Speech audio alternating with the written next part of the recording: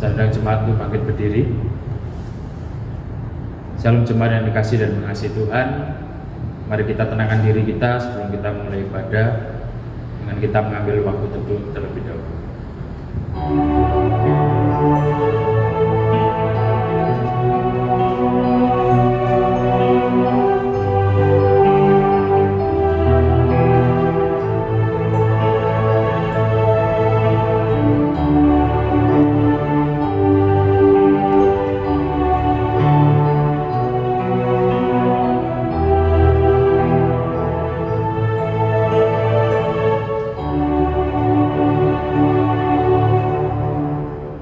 Salam sejahtera bagi kita semua.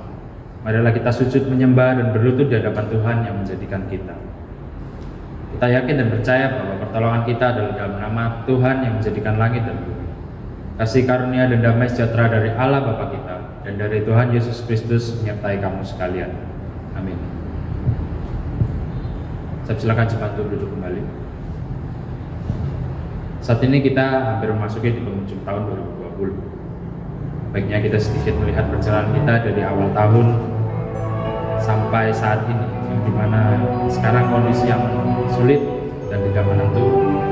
Tapi dengan pertolongan Tuhan kita bisa melaluinya satu demi satu. Tentu kita patut bersyukur akan semua hal itu.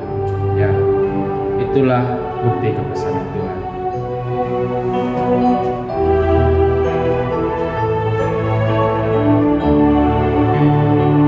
Tuhan kau sempurna.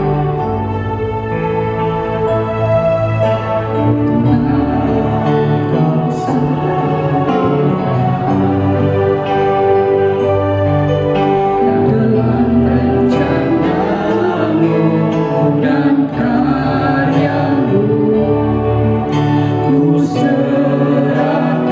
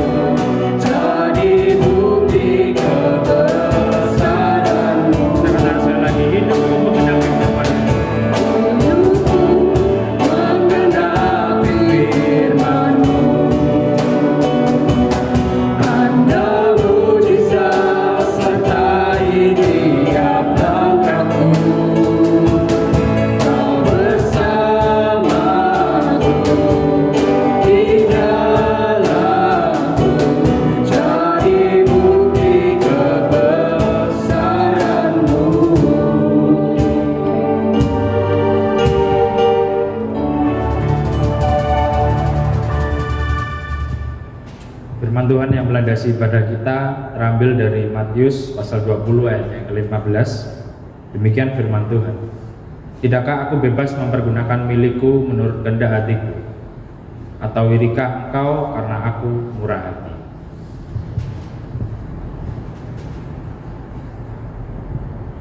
Tuhan berfirman, marilah kepadaku semua yang letih, lesu, dan berbeban berat, aku akan memberikan kelegaan kepadamu.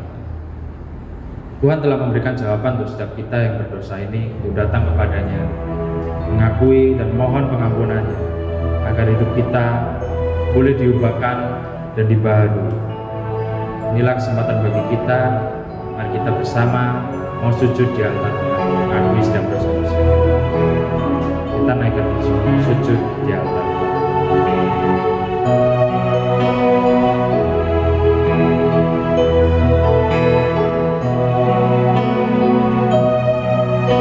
Bila hati terasa berat,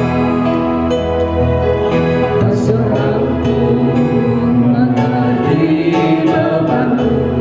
Ku tanya Yesus, apa yang harus ku buat? Dia berfirman, Dia berfirman, mari datanglah. Dia selalu pedulikan aku. Ku datang Yesus, Dia pikul segala bebanku. sujud di altarnya. Sujud di altarnya, ku bawa hidupku, ku terima anugerahnya yang muliku dan bebaskanku. Dia ubah hidup.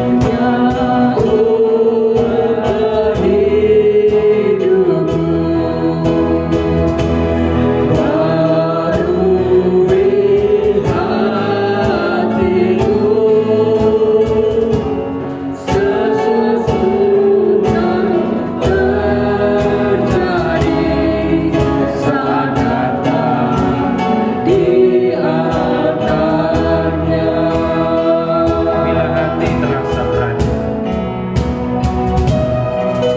Bila hati terasa berat, seorang pun mengerti bebanku. Ku tanya Yesus, apa yang harus ku buat? Dia berfirman, mari datanglah. Dia selalu pedulikan. Dia selalu pedulikan. Datang Yesus. Ku datang Yesus, Dia pikul segala bebanku. Sujud di altarnya, ku bawa hidupku, ku terima anugerahnya yang muliku dan bebaskanku.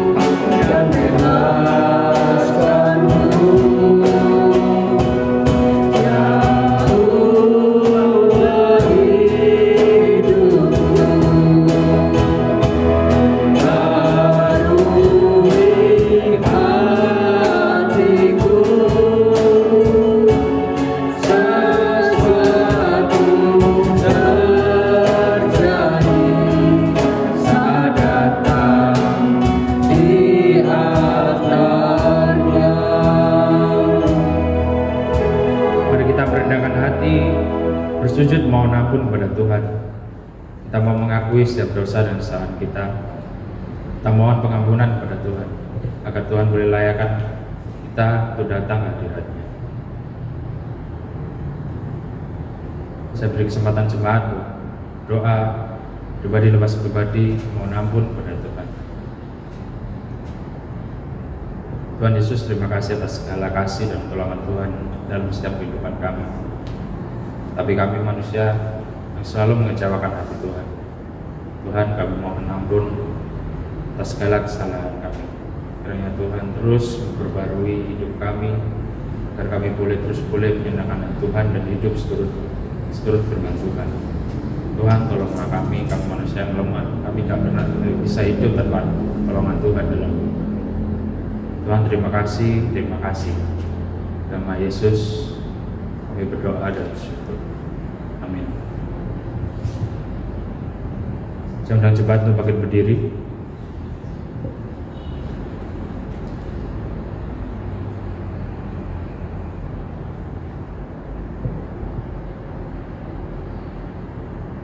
Berdasarkan kasih karunia Allah dalam Tuhan kita Yesus Kristus, saya sampaikan berita pengampunan dosa bagi tiap-tiap orang yang mengaku dengan tulus dan ikhlas, sebagaimana janji Allah dalam firman-Nya yang terdapat di Yohanes pasal 8 ayatnya ke-10 sampai ke-11.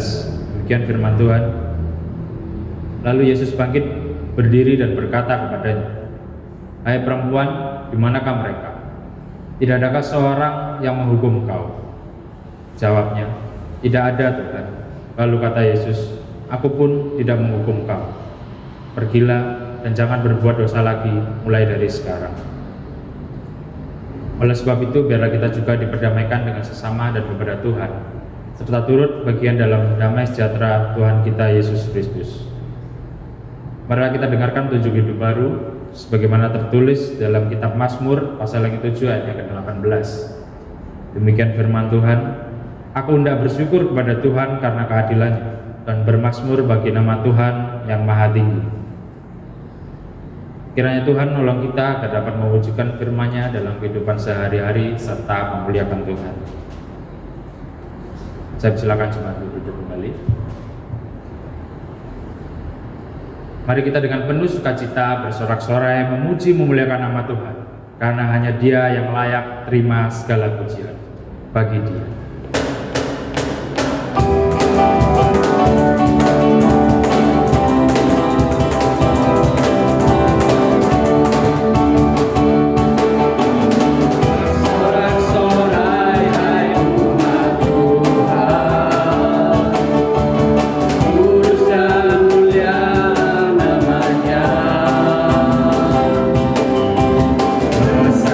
Kasihnya, ajaib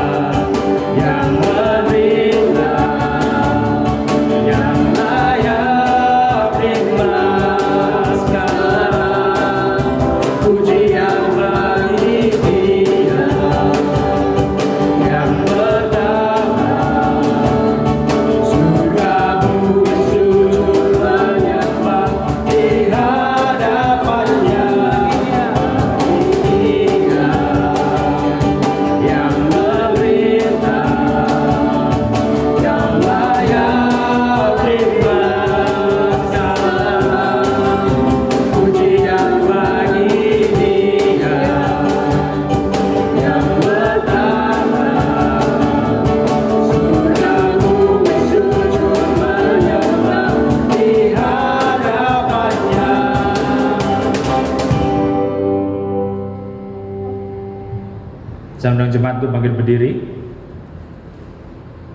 Dengan sikap tegap bersama umat kudus Allah sepanjang abad, marilah kita mengikrarkan pengakuan iman kita. Pengakuan iman Rasul.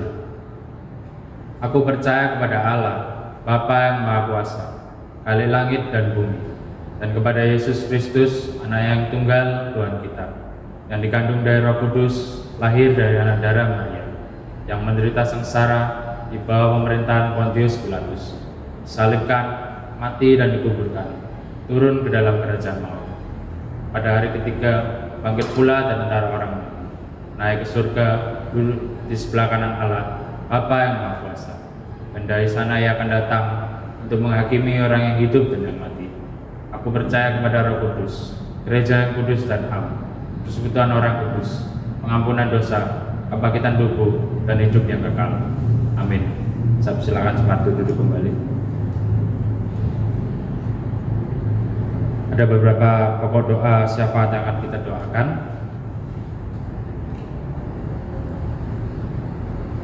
Yang pertama, kita mau berdoa untuk keadaan dunia saat ini, di mana masa-masa pandemi ini, khususnya bangsa negara kita Indonesia, agar pemerintah dapat menemukan solusi yang terbaik untuk menangani kasus COVID-19. Dan yang kedua, kita juga berdoa karena dampak COVID-19 ini untuk para siswa dan siswi yang sedang belajar di rumah. Dan kita juga berdoa untuk orang tua yang mendampingi proses belajar anak-anak tersebut. Dan yang ketiga, dari dampak COVID-19 ini juga di pekerjaan, banyak juga yang kehilangan pekerjaan, banyak juga yang usahanya menurun. Kita juga doakan kiranya Tuhan menolong dan mencukupkan. Dan yang keempat, kita doakan juga untuk pertumbuhan iman jemaat, khususnya di Paspeya Aletheia, saat-saat kita di mana beribadah online mulai dari sejak Maret hingga saat ini. Kiranya Tuhan terus menolong agar mereka boleh tetap ibadah dan iman mereka boleh tetap bertumbuh dalam Tuhan. Mari kita berdoa. Bapa yang surga, terima kasih atas kasih dan pertolongan Tuhan dalam hidup kami.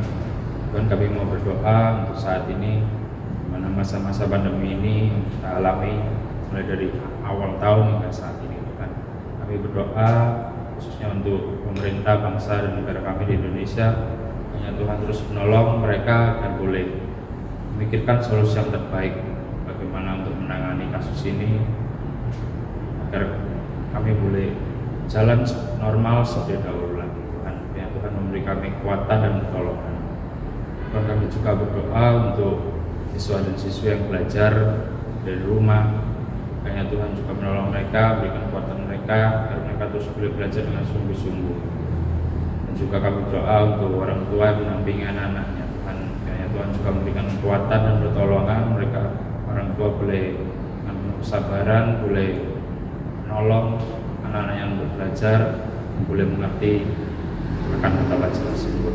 Tuhan, terima kasih. Kami juga berdoa untuk orang-orang yang karena dampak ini mengalami kehilangan pekerjaan atau usaha yang menurun. Tuhan terus menolong agar mereka dapat menemukan pekerjaan lagi, Tuhan, untuk mencukupkan kebutuhan keluarganya. Tuhan terus berikan kekuatan mereka dan menolong mereka dalam situasi saat ini. Tuhan, kami juga berdoa khususnya untuk Paspeya Aletheia ini, mana kami mulai bulan Maret sampai saat ini masih beribadah online. Kiranya Tuhan terus menolong setiap jemaat agar mereka tetap ibadah, meneruskan hari Sabat, tetap beribadah meskipun mereka di rumah.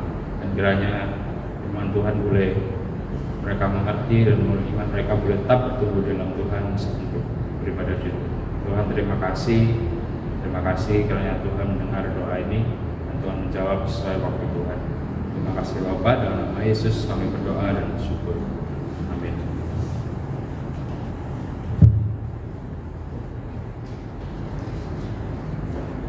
Tahun dan musim selalu berganti, tapi kasih Tuhan selalu tetap tidak pernah berubah sampai selama-lamanya.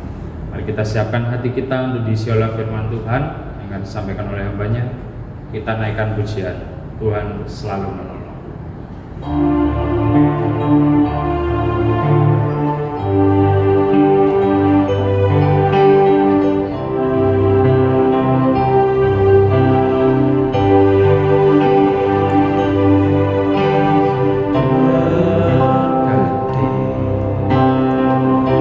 Kasih Tuhan tetap abadi,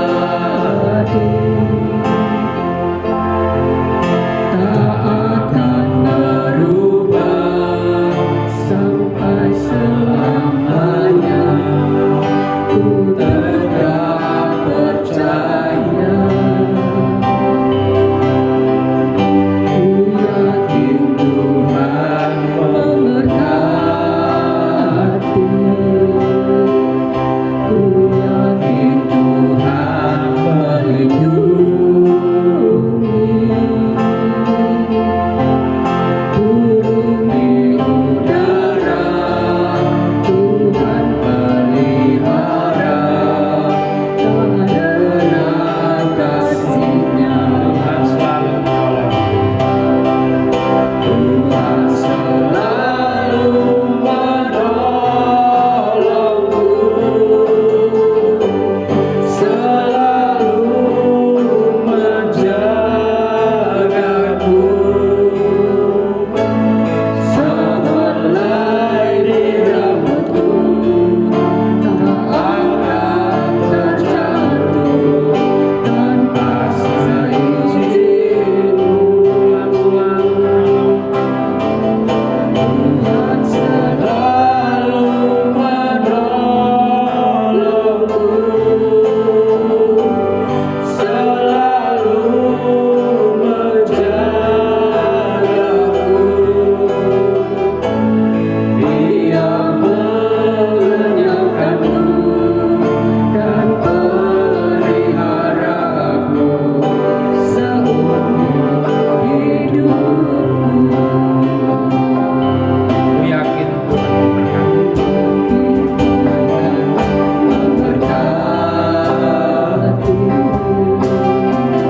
Ku yakin Tuhan melindungi. Burung di udara Tuhan pelihara, tak lelah kasih-Nya. Tuhan selalu menolong. Tuhan selalu menolongku, Selalu menjaga. selalu menjagaku, sehelai di rambutku tak akan terjatuh tanpa seizin-Mu. Tuhan selalu menolongku, selalu menjagaku. Dia mengenyangkanku dan peliharaku seumur hidupku.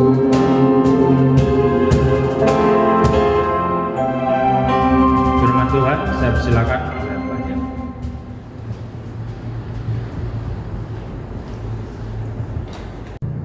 Salam sejahtera bagi kita semua. Hari ini kita akan belajar firman Tuhan tentang Tuhan berdaulat atas kasih-Nya.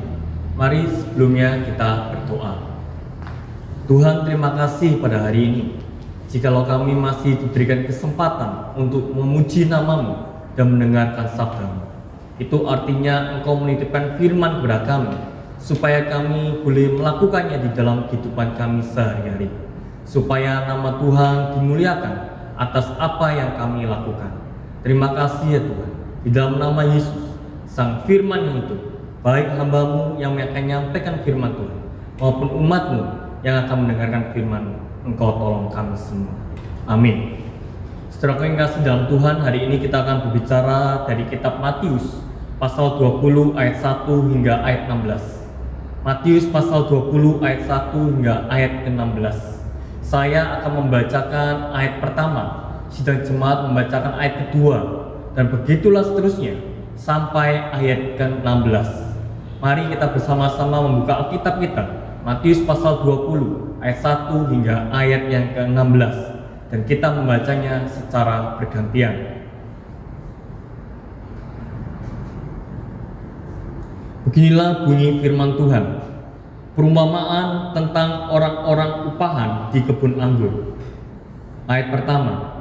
Adapun hal kerajaan surga sama seperti seorang tuan rumah yang pagi-pagi benar keluar mencari pekerja-pekerja untuk kebun anggurnya. Setelah dia sepakat dengan pekerja-pekerja itu mengenai upah sedinar sehari, ia menyuruh mereka ke kebun anggurnya. Kira-kira pukul 9 pagi ia keluar pula, dan dilihatnya ada lagi orang-orang lain menganggur di pasar. Katanya kepada mereka, "Pergi jugalah kamu ke kebun anggurku, dan apa yang pantas akan kuberikan kepadamu." Dan mereka pun pergi. Kira-kira pukul 12 dan pukul 3 petang ia keluar pula dan melakukan sama seperti tadi. Kira-kira pukul 5 petang ia keluar lagi dan mendapati orang-orang lain pula. Lalu katanya kepada mereka, "Mengapa kamu menganggur saja di sini sepanjang hari?" Kata mereka kepadanya, karena tidak ada orang mengupah kami. Katanya kepada mereka, pergi jugalah kamu ke kebun anggurku. Ketika hari malam, tuan itu berkata pada mandunya, "Panggillah pekerja-pekerja itu dan bayarkan upah mereka, mulai dengan mereka yang masuk terakhir hingga mereka yang masuk terdahulu." Maka datanglah mereka yang mulai bekerja kira-kira pukul 5, dan mereka menerima masing-masing 1 dinar. Kemudian datanglah mereka yang masuk terdahulu, sangkanya akan mendapat lebih banyak, tetapi mereka pun menerima masing-masing 1 dinar juga. Ketika mereka menerimanya, mereka bersungut-sungut kepada tuan itu. Katanya, "Mereka yang masuk terakhir ini hanya bekerja 1 jam, dan engkau menyamakan mereka dengan kami yang sehari suntuk bekerja berat dan menanggung panas terik matahari." Tetapi tuan itu menjawab seorang dari mereka, "Saudara, aku tidak berlaku tidak adil terhadap engkau. Bukankah kita telah sepakat sedinar sehari? Ambillah bagianmu dan pergilah. Aku mau memberikan kepada orang yang masuk terakhir ini sama seperti padamu." Tidakkah aku bebas mempergunakan milikku menurut kehendak hatiku? Atau iri hatikah engkau karena aku murah hati?" Demikianlah orang yang terakhir akan menjadi yang terdahulu, dan yang terdahulu akan menjadi yang terakhir. Puji Tuhan. Amin. Saudaraku yang kasih dalam Tuhan, kita bicara tentang Tuhan berdaulat atas kasih-Nya. Apa itu daulat? Daulat adalah kekuasaan yang tertinggi. Setelah itu tidak ada lagi. Kedaulatan adalah kekuasaan tertinggi. Setelah itu tidak ada lagi yang lebih berkuasa. Tuhan, saya mengatakan Tuhan mempunyai kedaulatan, dan kedaulatan itu bersumber dari dirinya sendiri. Kedaulatan Tuhan bersumber dari dirinya sendiri. Inilah yang membedakan kedaulatan presiden ataupun kedaulatan raja. Raja punya kedaulatan, ya. Presiden punya kedaulatan, ya. Tetapi kedaulatan mereka berbeda dengan kedaulatan Tuhan. Kedaulatan presiden, kedaulatan raja, mereka adalah kedaulatan yang berasal dari rakyat. Mereka tanpa rakyat, maka mereka tidak akan berguna. Mereka tidak ada kedaulatan yang diberikan kepada mereka. Tetapi Tuhan tidak demikian. Tuhan mempunyai kedaulatan, dan kedaulatannya bersumber daripada dirinya sendiri. Mengapa bisa demikian? Karena Dia adalah awal dan akhir. Dia adalah sumber dari sumber. Dia adalah akhir dari yang paling akhir. Dia adalah awal dari yang paling awal. Dia adalah kemuliaan dari kemuliaan. Maka kedaulatan itu melekat di dalam dirinya. Maka dari itu, kedaulatan Tuhan melekat di dalam dirinya. Tanpa manusia, tanpa ciptaan yang lainnya, Tuhan tetap berdaulat sampai selama-lamanya. Di dalam kedaulatan Tuhan, di dalamnya ada sifat-sifat.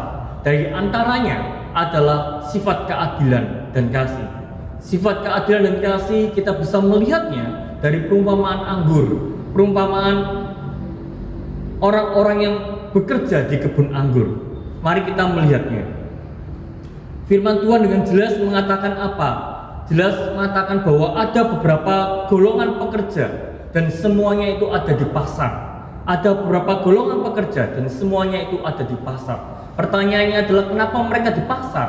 Karena pasar adalah tempat di mana perekonomian masyarakat berputar. Pasar adalah tempat yang banyak sekali transaksi terjadi, sehingga banyak buruh, banyak pekerja yang duduk dan mencari pekerjaan di pasar. Mereka adalah orang-orang yang berkumpul di pasar. Kapan mereka berkumpul? Firman Tuhan dengan jelas mengatakan waktu matahari terbit. Pada saat itu pasar juga mulai bertransaksi, pasar mulai beroperasi, pasar mulai dibuka oleh masyarakat, buka untuk masyarakat. Maka dari situ buruh-buruh pun sudah hadir di situ. Kapan? Pada saat matahari terbit. Kapan tuh matahari terbit? Kalau menurut kita, sebagai bahan perbandingan saja, hari ini matahari terbit menurut data astronomi bahwa Surabaya hari ini matahari terbit itu pukul 5 lebih 2 menit. Pukul 5 lebih 2 menit. Hanya perbandingan di wilayah Surabaya. Kurang lebih juga begitu di Yahudi sana, di Israel sana. Mereka begitu pagi matahari sudah terbit. Saudara, maka pada saat matahari terbit, tuan pemilik kebun anggur ini pergi mencari pekerja-pekerja. Untuk apa? Untuk mengerjakan kebun anggurnya. Di sana dia pergi kemana? Dia pergi ke pasar. Di pasar ada sekelompok para pekerja. Ada golongan-golongan pekerja. Di sini menurut firman Tuhan ada 5 golongan pekerja yang terbagi oleh waktu. Yang pertama, golongan pekerja yang bekerja sejak matahari terbit. Yang kedua adalah mereka yang bekerja kapan? Mereka bekerja dimulai dari jam 9 pagi. Setelah itu dimulai lagi jam 12 siang. Setelah itu dimulai lagi jam 3 sore. Dan terakhir, golongan terakhir dimulai dari jam 5 sore. Pertanyaannya adalah apa maksud firman Tuhan membicarakan waktu? Waktu di mana mereka bekerja.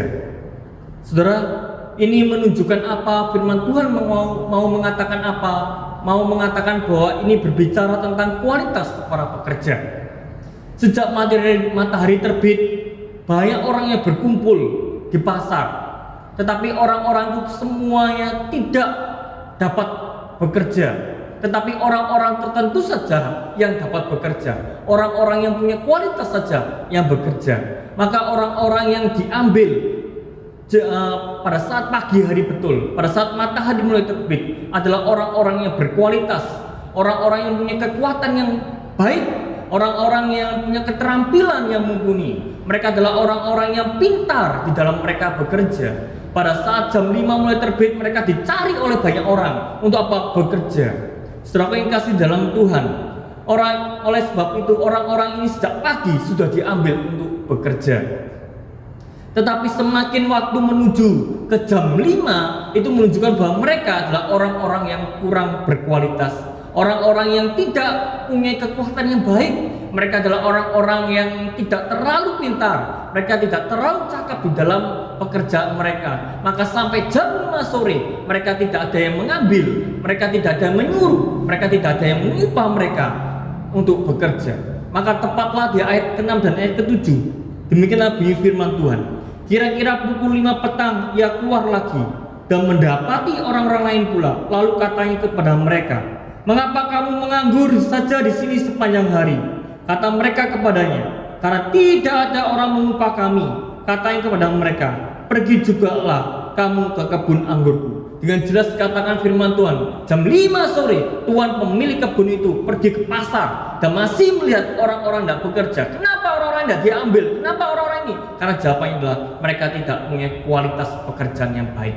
Mereka adalah orang-orang yang tidak berkualitas. Jadi orang-orang yang berkualitas adalah gambaran waktu yang bekerja sejak matahari terbit. Terus agak panas sedikit berkualitas jam 9, kurang berkualitas jam 12, terus sampai jam 5 sore. Mereka sama sekali sangat tidak berkualitas. Nah, saudara yang kasih dalam Tuhan, itulah maksud dari firman Tuhan untuk menunjukkan apa? Menunjukkan bahwa orang-orang yang bekerja itu adalah ada orang-orang yang berkualitas, ada orang-orang yang tidak berkualitas. Maksud firman Tuhan memberikan petunjuk soal waktu itu ke dalam teks firman Tuhan hari ini. Pertanyaan yang kedua, mengapa Tuhan membicarakan tentang 1 dinar? Kenapa Tuhan membicarakan tentang upah dan upahnya itu 1 dinar? Jawabannya adalah karena Tuhan ingin menyatakan keadilan dan kasih-Nya. Karena Tuhan ingin menyatakan keadilan dan kasih-Nya. Mari kita mengupas satu persatu keadilannya. Keadilannya saudara yang kasih dalam Tuhan. Pada saat itu hal yang wajar jika seseorang mendapatkan 1 dinar di dalam upahnya 1 hari bekerja. Baik tentara, baik buruh diupah 1 dinar. Dan itu hal yang lumrah, hal yang adil, hal yang wajar bagi masyarakat setempat. Bahkan firman Tuhan mengatakan apa? Pembayaran itu juga tepat waktu. Malam hari tiba, yaitu sekitar jam 6 sore. Dikatakan sudah jam 6. Kalau di sini lagi 6 sore, tapi kalau di orang Yahudi, kalangan orang Israel, jam 6 itu sudah dianggap malam. Dan mereka juga mendapatkan upah. Jadi di sini tidak ada yang dirugikan karena kesepakatannya adalah 1 dinar dan pembayarannya juga tepat waktu. Yang kedua, kenapa Tuhan membicarakan 1 dinar? Jawabannya adalah karena kasih. Di sinilah letak permasalahannya, saudara. Di sinilah letak permasalahannya. Karena 1 dinar itu dibayarkan kepada siapa? Kepada orang yang lebih dahulu bekerja sejak matahari terbit. Dan 1 dinar juga dibayarkan kepada siapa? Kepada orang yang datang bekerja jam 5 sore. Ada orang yang bekerja selama 12 jam lebih mendapatkan 1 dinar. Dan orang yang bekerja hanya 1 jam karena dia datang jam 5 sore juga mendapatkan 1 dinar. Permasalahan ini muncul dari siapa, saudara? Dari orang yang bekerja sejak awal, sejak matahari terbit. Mereka mempermasalahkan ini. Mereka mempermasalahkan apa, saudara? Kenapa saya tidak dibayar lebih? Kenapa di sana dibayar sama dengan saya yang bekerja dengan berat? Dibayar sama, apa waktu yang berbeda, tetapi dibayarannya tetap sama. Saudara yang kasih dalam Tuhan, apakah ini sebuah kebutuhan dari tuannya? Seandainya kalau dibalik bagaimana? Seandainya karena yang awal adalah yang bekerja, maka dibayar 1 dinar. Pada saat mereka dibayar 1 dinar, mereka pulang ke rumah. Dan mereka tidak tahu jam 9 itu mereka dapat berapa. Mereka tidak tahu jam 12 dapat berapa. Karena setelah mendapatkan upah mereka langsung pulang. Seandainya ini dibalik bahwa Tuhannya membayar yang paling awal, maka ini pun tidak terjadi. Tetapi kenyataannya justru tuannya menyuruh mandornya untuk membayar upah mereka yang datang jam 5 sore lebih dahulu. Setelah itu baru jam 3, setelah itu baru jam 12, setelah itu baru jam 9, dan setelah itu yang datang paling awal. Maka apa, saudara? Maka ini menjadi ketahuan. Apakah ini adalah tuan yang bodoh? Tidak, saudara. Tidak. Memang tuannya ini sengaja memberikan bayaran kepada siapa? Kepada yang datang jam 5 sore. Supaya apa, saudara? Supaya semua pekerjanya melihat bahwa dia adalah seorang tuan, seorang pribadi yang mempunyai kasih. Ia mempunyai kasih. Supaya yang jam 3, jam 12, jam 9 dan yang bekerja dari awal melihat bahwa Tuhannya punya kasih. Apakah Tuhannya adil? Saya katakan iya, adil. Kenapa? Karena bukankah sudah sepakat sejak awal bahwa upah adalah 1 hari 1 dinar. Dan saya membayarnya 1 dinar. Saya tidak menguranginya. Dan waktu pembayarannya tepat. Pada saat malam hari pekerjaan selesai, waktu selesai, 1 dinar diberikan. Apakah adil? Adil, karena sesuai dengan kesepakatan. Apakah karena kasih? Juga iya, bahwa Tuhannya ini adalah kasih. Kenapa? Karena semuanya mendapatkan 1 dinar. Saudara, jadi kenapa golongan pertama marah? Jadi kenapa golongan pertama marah? Bukankah tuannya ini sudah adil? Bukankah tuannya ini sudah memberikan hak? Bukankah tuannya ini sudah memberikan apa yang pantas sesuai dengan kesepakatan? Tetapi golongan pertama yang bekerja dari awal matahari terbit, mereka komplain, mereka marah, mereka tidak terima. Kenapa, saudara? Alkitab menjelaskan karena apa? Karena iri hati. Karena iri hati. Apa itu iri hati? Iri hati adalah sikap hati tidak suka terhadap orang lain yang mendapatkan lebih baik.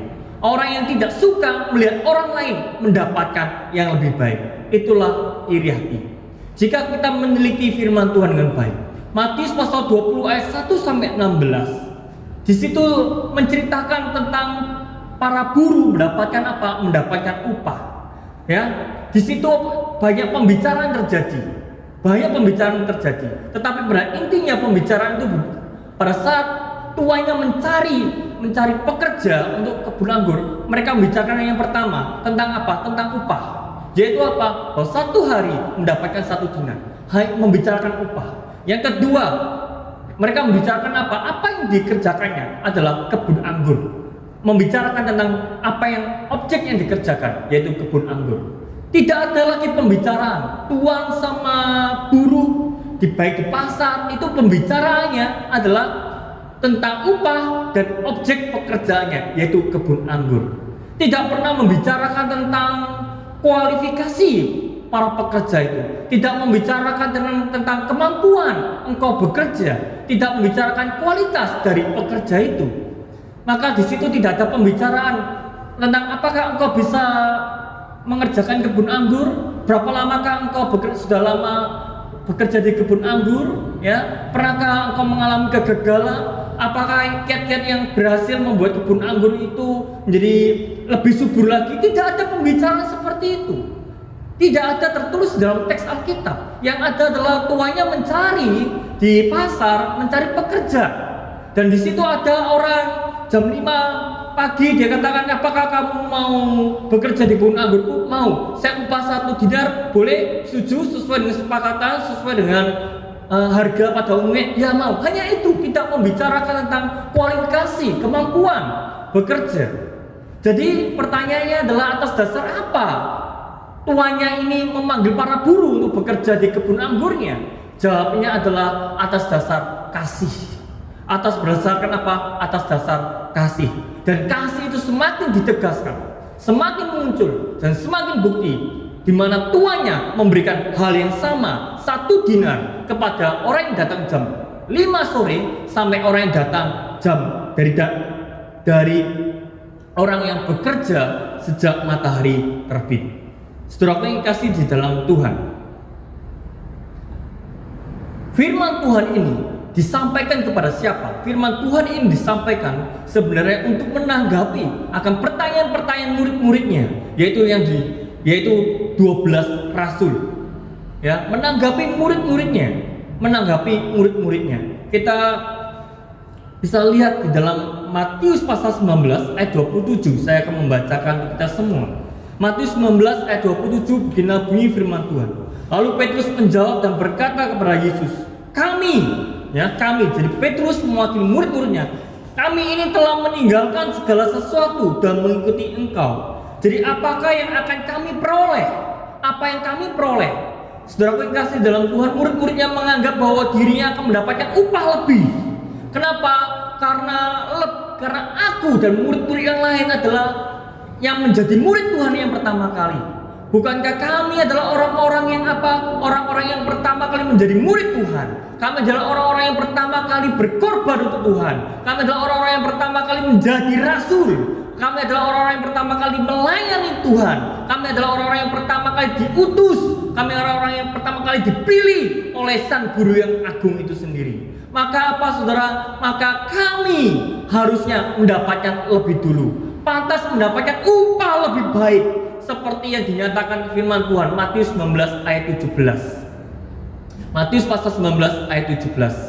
Saudara yang kasih dalam Tuhan, tetapi Yesus menjawab dengan tegas. Apa? Yesus menjawab di ayat 30. Tetapi banyak orang yang terdahulu akan menjadi yang terakhir, dan yang terakhir menjadi yang terdahulu. Ini senada di dalam pasal 20 ayat yang ke-16. Demikianlah orang yang terakhir akan menjadi terdahulu, dan yang terdahulu akan menjadi yang terakhir. Saudara yang kasih dalam Tuhan, justru jawaban Yesus mengatakan yang terdahulu menjadi yang terakhir, dan yang terakhir menjadi terdahulu. Melihat pekerjaan Tuhan, kenapa demikian saudara? Karena melihat pekerjaan Tuhan bukan berdasarkan anugerahnya. Melayani Tuhan bukan berdasarkan anugerahnya, tetapi berdasarkan apa? Berdasarkan kualitas dirinya, berdasarkan kemampuannya, berdasarkan pengorbanannya. Seperti para murid-murid yang tadi saya jelaskan. Saya lebih dulu menjadi murid Tuhan, saya lebih dulu berkorban untuk Tuhan, saya lebih dulu melayani Tuhan, saya lebih dulu menjadi murid Tuhan. Maka saya pantas untuk mendapatkan yang lebih daripada Tuhan, lebih apa yang Tuhan berikan kepada saya dibandingkan dengan murid-murid yang lain. Saudara yang kasih dalam Tuhan, orang ini adalah orang yang sedang berhitung kepada Tuhan. Orang ini adalah orang yang saat melayani adalah melihat apa? Melihat dirinya sendiri, tidak melihat pelayanan itu adalah sebagai anugerah dan kasih Tuhan. Maka orang seperti ini apa yang terjadi saudara? Kalau orang ini ada model orang ini ada di dalam hati kita masing-masing, hati orang seperti ini ada dan melekat di dalam pikiran kita, di dalam setiap pribadi kita. Maka apa saudara yang terjadi? Yang pertama adalah kita akan menjadi orang Kristen yang berhitung dengan Tuhan. Kita akan menjadi orang Kristen yang berhitung dengan Tuhan. Apa maksudnya saudara? Saya telah melayani Tuhan. Saya seringkali mendengar kalimat ini, saya telah lama melayani Tuhan. Apapun telah saya korbankan bagi Tuhan. Saya hujan-hujan datang, saya hujan-hujan tetap pelayanan, banyak tantangan saya tetap pelayanan. Tetapi apa yang Tuhan berikan kepada saya? Hidup saya masih susah, bisnis saya masih belum berkembang, keluarga masih belum dipulihkan. Buat apa saya melayani Tuhan? Ia mengukur saudara, ia mengukur pemberiannya sesuai dengan pemberian Tuhan. Tuhan, aku telah memberi ini. Sekarang pertanyaannya adalah, Tuhan telah memberi saya apa? Saya telah melakukan lebih daripada orang-orang lain, sedangkan orang lain hidupnya lebih baik daripada saya. Sekarang Tuhan, saya berhitung pada Engkau. Inilah orang yang melihat pelayanan, melihat kehidupan sebagai anak Tuhan berdasarkan kemampuannya, berdasarkan pengorbanannya, berdasarkan kualitasnya. Maka dia berhitung kepada Tuhan. Jika ada juga orang seperti ini, maka bisa jadi orang itu adalah mempunyai sikap hati yang iri hati. Ya, apa itu iri hati? Iri hati adalah dia tidak suka. Dia tidak suka jika ada pelayan Tuhan yang lebih baik daripadanya. Sekian lama saya melayani Tuhan, sekian lama saya menjadi pengurus, sekian lama saya menjadi aktivis Tuhan. Tetapi apa? Tetapi justru saya apa? Hidup saya tidak lebih baik. Ataukah kita berpikir, sudah lama saya menjadi penyambut, sudah lama saya ikut paduan suara, sudah lama saya ikut ini dan ikut itu, tetapi untuk jadi pengurus saja saya belum bisa, saya tidak dicalonkan. Tetapi orang itu sudah dicalonkan. Dia melihat orang dengan iri hati, dia tidak suka. Bukankah orang itu orang yang baru datang, baru beberapa tahun, dia sudah jadi pengurus, sedangkan aku bertahun-tahun lebih lama tidak jadi pengurus. Saudara yang kasih dalam Tuhan, ini tidak adil, ini tidak adil. Orang seperti itu adalah orang yang terjebak dengan iri hati. Orang yang iri hati seperti itu adalah orang yang apa saudara? Orang yang melihat pelayanan berdasarkan diri sendiri. Bukankah aku lebih melayani orang lain? Saudara yang kasih dalam Tuhan, jika orang Kristen yang demikian, pada akhirnya apa yang terjadi? Pada akhirnya orang yang terdahulu menjadi yang terakhir. Terakhir itu apa? Untuk mengerti apa itu pelayanan. Mereka sudah lama pelayanan, tapi baru mengerti. Sekian lama baru mengerti tentang pelayanan. Mereka adalah orang yang terdahulu menjadi yang terakhir. Di dalam apa? Di dalam mengucap syukur. Mereka yang terdahulu dari yang terakhir untuk apa? Menikmati setiap pelayanan. Mereka menjadi orang yang terdahulu, tetapi menjadi yang terakhir. Untuk apa saudara? Untuk melihat anugerah Tuhan, kekuatan Tuhan di dalam setiap pelayanan. Maka dari itu marilah kita melihat pelayanan adalah anugerah Tuhan. Tuhan itu adil, Tuhan itu sudah memberikan upah. Kita tidak perlu iri hati. Tuhan memberikan upah dengan adil dan mengukurnya dengan tepat. Yang penting di sini adalah saya melayani Tuhan. Karena apa? Karena kasih-Nya. Karena apa? Karena anugerahnya. Jika seorang ajudan presiden, jika seorang ajudan presiden menjadi ajudan presiden, dia harus mempunyai kualifikasi yang begitu banyak. Dia harus punya persyaratan yang begitu banyak supaya bisa menjadi ajudan presiden. Pertanyaan saya, bukankah Tuhan lebih besar daripada presiden? Tuhan lebih besar daripada presiden.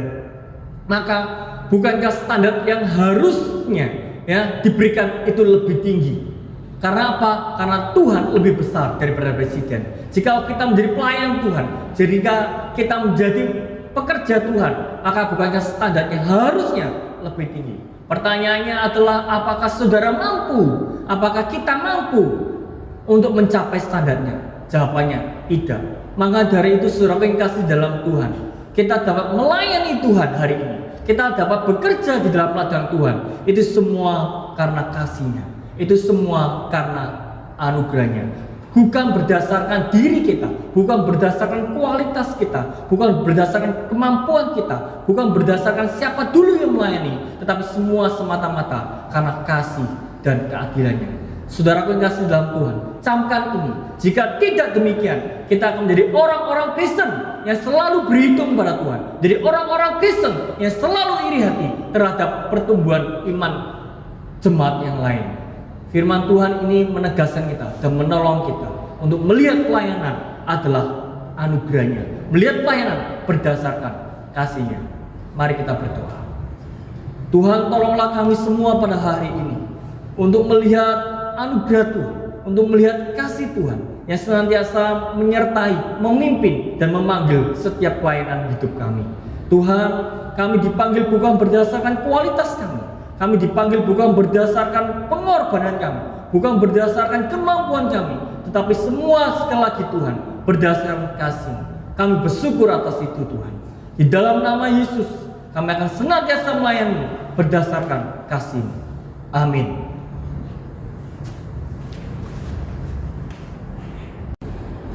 Mari kita nyatakan syukur kita kepada Tuhan dengan perbuatan dan dengarkanlah firman Tuhan yang terambil dari 2 Korintus pasal yang ke-9 ayat yang ke-7.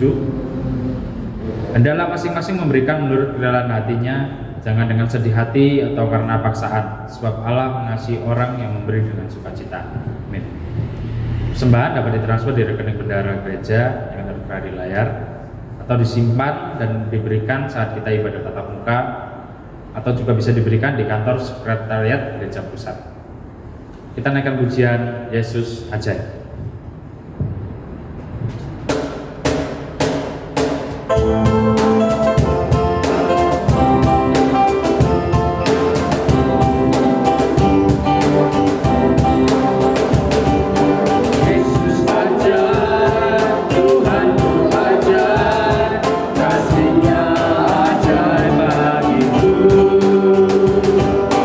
Yesus ajar, Tuhan ku ajar.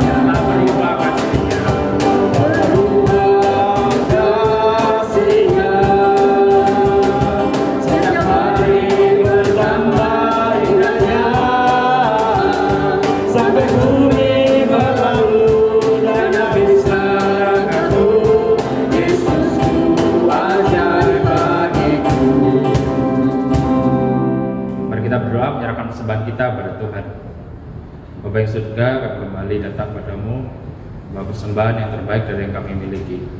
Hanya Tuhan, persembahan ini boleh dipakai untuk mengurus gereja Tuhan, umat Tuhan, untuk memberitakan firman Tuhan melalui gereja ini.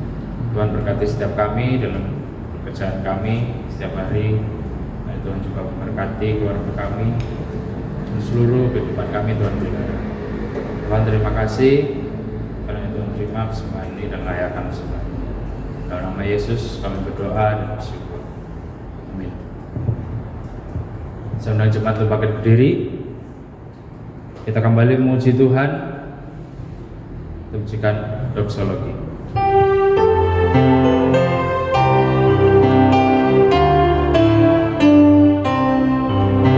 Puji Allah, Bapa, Putra, puji Allah, Roh Kudus,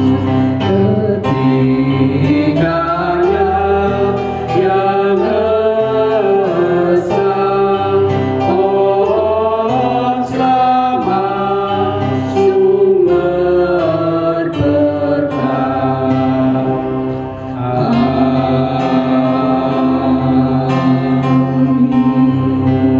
Doa berkat akan disampaikan oleh hambanya.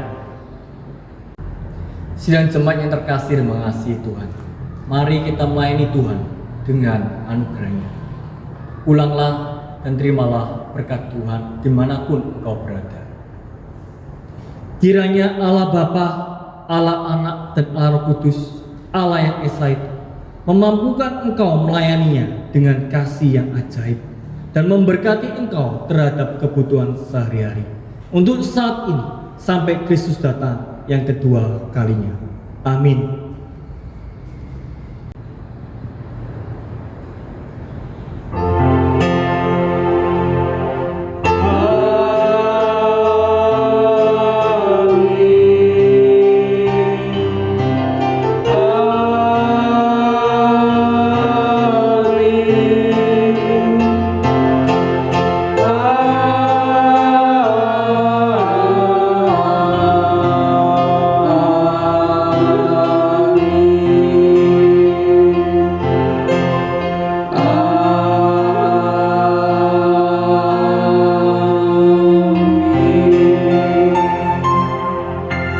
Ibadah kita telah selesai, silakan duduk.